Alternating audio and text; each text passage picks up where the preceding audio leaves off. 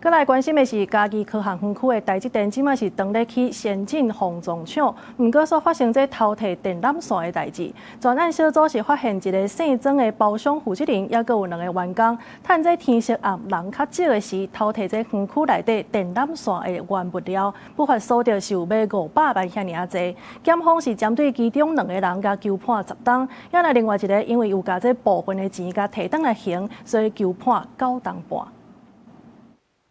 將偷假的電纜線賣去予國有商，這代誌就發生佇嘉義科學園區當咧去的台積電工區，因為小刷發生幾件電纜線偷假的案件，警方成立專案小組，佇今年3月的時陣抓到偷假電纜線的犯人，竟然就是工區內底的包廂。某上市公司